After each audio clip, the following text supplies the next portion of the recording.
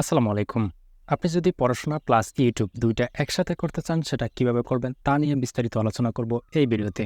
আপনি যদি পড়াশোনার পাশাপাশি অনলাইন থেকে টাকা ইনকাম করতে চান, সেক্ষেত্রে আপনার জন্য ইউটিউব এবং ফেসবুকে কনটেন্ট ক্রিয়েশন হচ্ছে বেস্ট একটি ওয়ে। বর্তমানে পড়াশোনার পাশাপাশি প্রতি মাসে লাখ টাকা পর্যন্ত ইনকাম করছে ফেসবুক, ইউটিউব থেকে অনেক স্টুডেন্টরাই।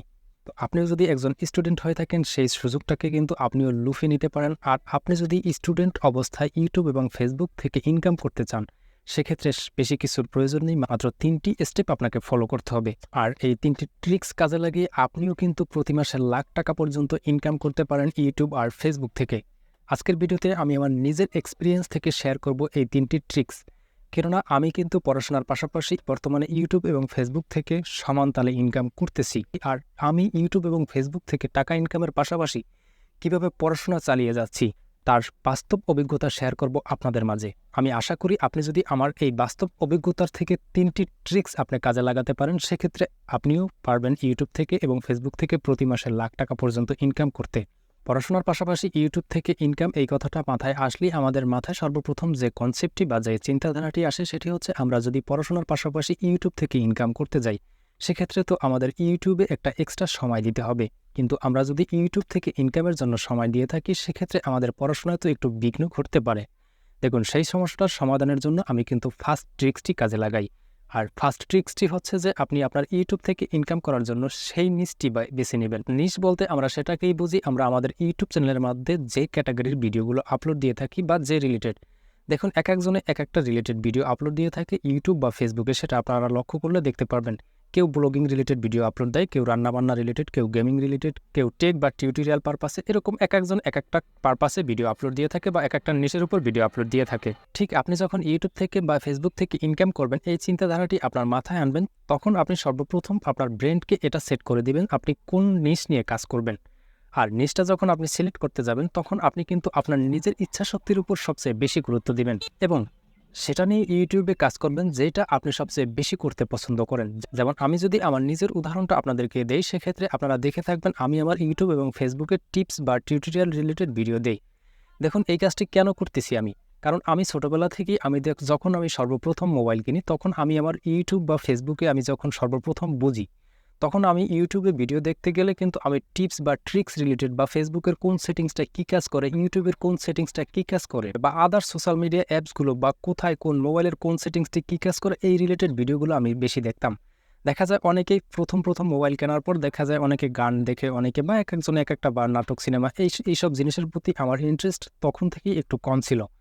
আর যখনই আমার এইসব বিষয়ের উপর একটু বেশি ইন্টারেস্ট বা এইসব বিষয়ের প্রতি আমি বেশি আগ্রহ ছিলাম, তখন আমি ভাবলাম যে আমি যেহেতু পড়াশোনা করতেছি, পাশাপাশি এই জিনিসগুলো তো আমিও করতে পারি, বা এই ভিডিওগুলো তো আমিও স্ক্রিন রেকর্ড করে বা আমিও তো মানুষকে এটা বলতে পারি। যখন আমি নিজে শিখতে শিখতে অনেকটাই দেখতেছি যে না, আমি এখন প্রপার ওয়েতে এটা বুঝে গেছি, এখন আমি মানুষকে শিখাতে পারবো।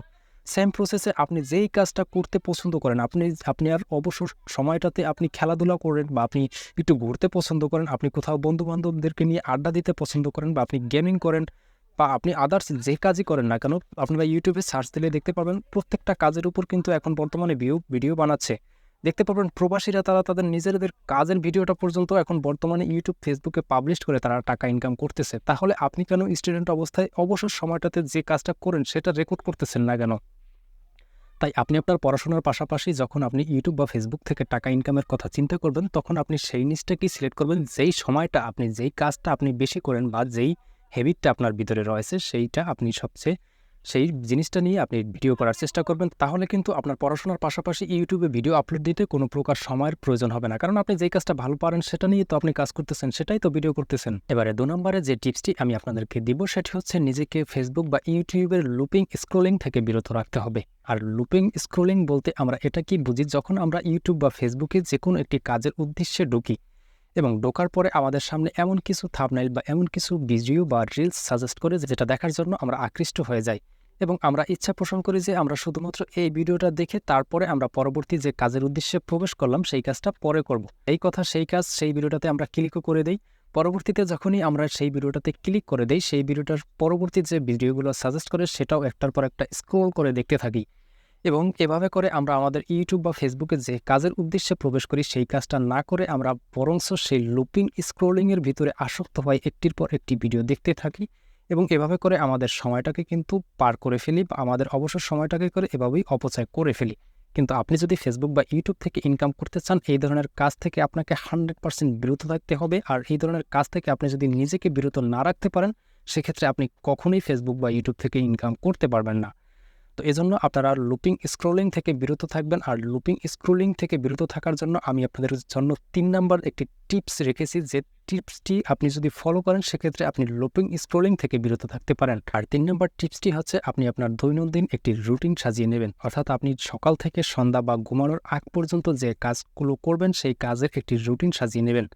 কখন আপনি ইউটিউবের জন্য ভিডিও আপলোড করবেন বা কখন আপনি ভিডিও তৈরি করবেন, কখন আপনি পড়াশোনা করবেন, কখন আপনি স্কুলে যাবেন বা কলেজে যাবেন, সেই সময়টা আপনি একটি রুটিন বানিয়ে নেবেন এবং যেই রুটিন সেই কাজ আপনি সেভাবেই আপনি ফলো করবেন এবং লুপিং স্ক্রলিং থেকে নিজেকে বিরত রাখবেন। অর্থাৎ আপনি ফেসবুকের প্রতি স্ক্রল যে ভিডিওটা আসবে আপনার সামনে, সেই ভিডিওটা ইগনোর করে যাবেন। আপনি যেই কাজের উদ্দেশ্যে ফেসবুকে ঢুকবেন এক্স্যাক্টলি সেই কাজটি করেই বের হয়ে যাবে। এই 3টি টিপস যদি আপনি ফলো করতে পারেন, সেক্ষেত্রে আমি আশা করি আপনি ইউটিউব থেকে বা ফেসবুক থেকে পড়াশোনার পাশাপাশি প্রতি মাসে লাখ টাকা পর্যন্ত ইনকাম করতে পারবেন।